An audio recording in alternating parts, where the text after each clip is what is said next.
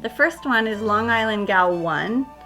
I know absolutely nothing about it, but I'd love to learn about doing a juice cleanse, and I certainly need to jumpstart my metabolism. So, can I lose weight by doing this? And I suspect that I would need a juicer, or can I just use a strong blender? Well, there's quite a few questions in there that pop out to us. You can use a juicer or a blender, whatever you have, whatever tools you have. You don't need to feel like you have to spend a boatload of money in order to eat healthier. There's so many people who come into the store that are looking for weight loss products, and we don't carry any of them. We carry good food, fiber. We have a juice bar. We make green smoothies. We encourage lifestyle choices, because so many of the weight loss formulas, if I could describe them overly simply like that, are just full of stuff that's really not very good for you. So you want to be on this path where you're adjusting and reshaping your lifestyle so that the pounds fall off, just as a wonderful fringe benefit of a cleanse. What's interesting about eating well and feeding yourself well and being mindful about how the signals that your body is giving you, when you have a diet that's very highly nutritious, you don't have those cravings. That's right. That's right. We've seen that on many, many occasions. In fact, someone will come in and say over the juice bar counter, I just am craving whatever, chocolate. I'm just craving sugar is what they're really craving. You got any ideas? And a very true principle is that when you nourish your body, when you nourish your cells, we're made up of cells, billions of them. When we nourish those cells, the cravings go away. And time after time, Corinne, people have come in and said, I just don't miss that, whatever it was they used to crave, because they learned how to give their bodies the nutrition that it needed, the nutrient-dense foods. They're satisfied, so they don't crave. My second question is from Sheila Morse, and she wrote, will you ask Mother, I think that was you, Margaret. That's me. You are kind of like the mother for all of us. I became the mother of mothers. The store had its name when my husband and I bought it. It was only a year old, but it had its name, and it wasn't really my intention to become mother, but I did. It's very appropriate. Will she share her soup recipe? And that was your gazpacho. Yes, she shares all of her recipes, and I will get that for you. And I'll post it over on Facebook, where I'm posting recipes every single day, studies. I have resource lists over there, and so you can go over to Fresh Princess on Facebook and find way more information than I can provide on YouTube. It's just an easier format for me to get information out so you guys can use it and watch it and read it when you want to. I saw an awesome green smoothie recipe there last night when I was checking things out. I'm excited to hear about the series. Wow, I've done several juicing cleanses before, but it's been over a year now, and that would be perfect to do during the season. I've eaten plant-based for over 6 years now and was a vegetarian for a couple. And prior to that, we ate only clean meats, and before that, anything goes type diet. My question would be, doing a 3 to 4 day fast twice a year, does that reset the immune system? Does the fast need to be only water, or can you do a juice fast? And if so, what type of juicing produce should you use? Vegetables only, or a combination of fruits, vegetables, and greens? Thanks, Corinne. This is going to be awesome. I can hardly wait. Would a 3 or 4 day fast a couple of times a year, cleanse a couple times a year, make a difference? Absolutely. Anything you do to simplify and fine tune and extra nourish your body is going to be beneficial, whether it's 1 day or 3 days or 10 days. And then, does it need to be only water, or can you do juice? And if so, what type of juice? Well, to be honest with you, when it comes to saying only water, I know that there are people who have done and are doing water fasts, And personally, I have not gone in that direction because I felt like it was pretty extreme. Everyone needs to be careful of their health and be watchful. And some of these fasts can be pretty dramatic depending on how toxic your body is. So I would encourage a fast with juices, green smoothies. It could be just juice, it could be just green smoothies, or it could be a combination. Raw salads, fruit or vegetable salads. Especially if you're an active person that has a busy life, so that you can go on with your day-to-day life and not feel weak. Mm-hmm. So my recommendation would be not to be too extreme. It's always a good idea when you're fasting or cleansing to get more rest because your body is cleansing and detoxing. You know, your body almost goes into a stress mode when you're cleansing, depending on how extremely you're cleansing and how toxic you are. And so the more rest you get, the better. And which produce should you use? Now, I know a lot of people are only familiar with fruit juice, which when you drink just juice for a couple of days and it's just fruit juice, you're going to have an absolute insulin sugar overload, sugar high. So when we say juice, we're not just talking fruit juice. We're talking just enough fruit to balance out the vegetables. We have one juice in our deli that's called the veg, and it's carrot, celery, beet, and spinach. Sometimes someone will add some lemon to that and some ginger.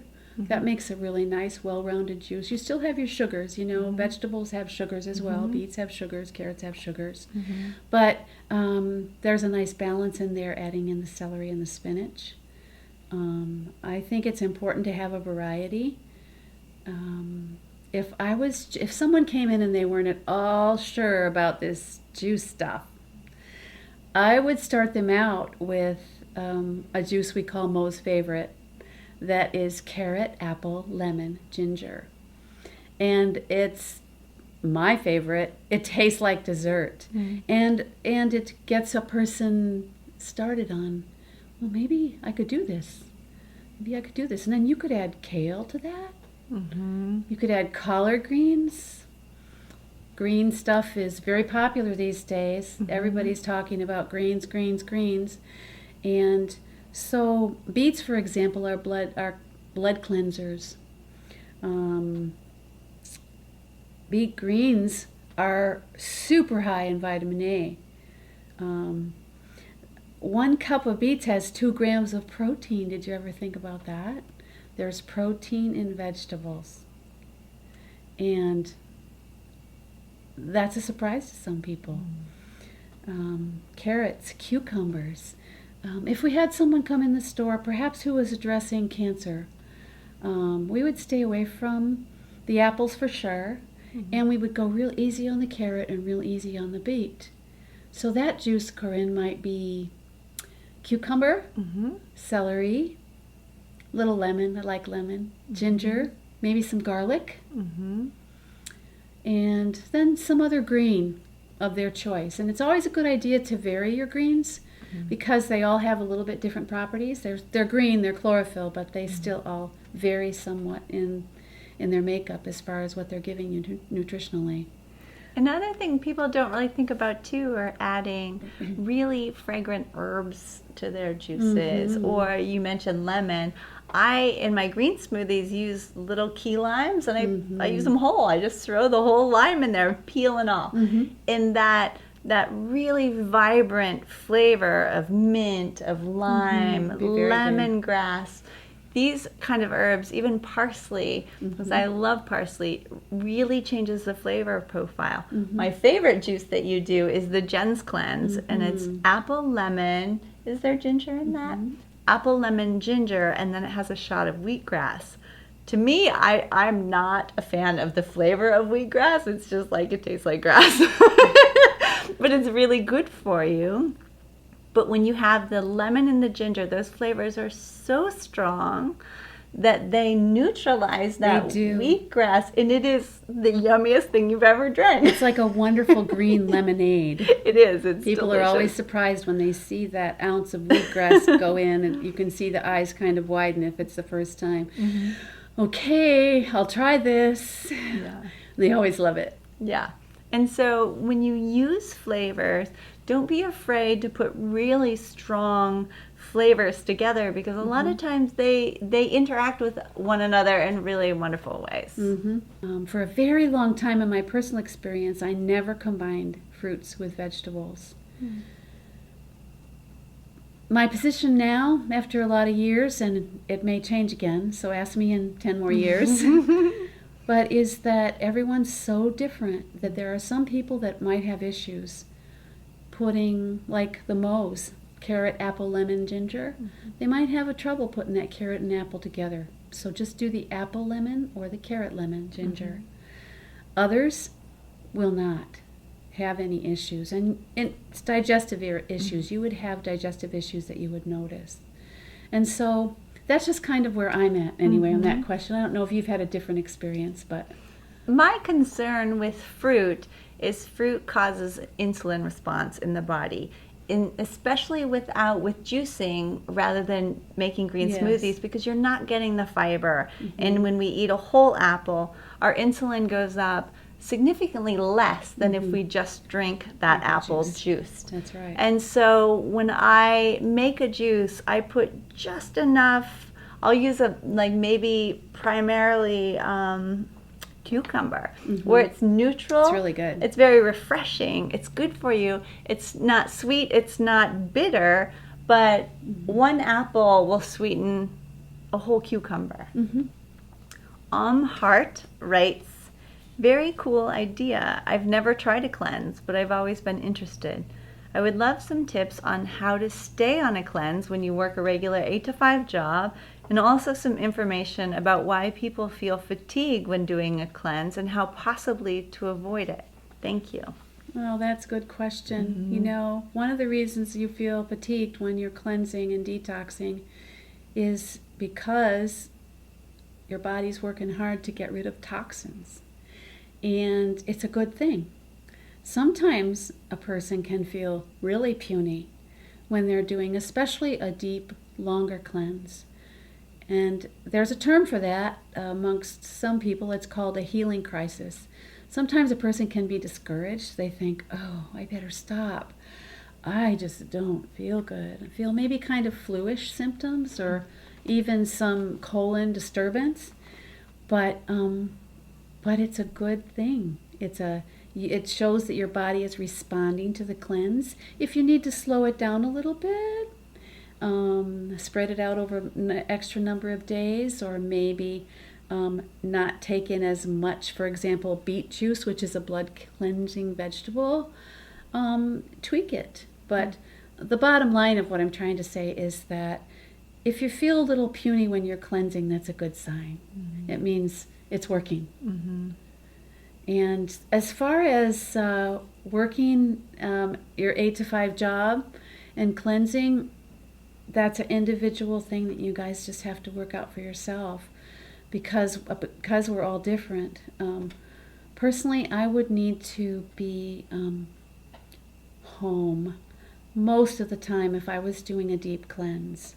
But I could do green smoothies, which would also be very therapeutic for my body, but would fuel me because of the fiber in the smoothie.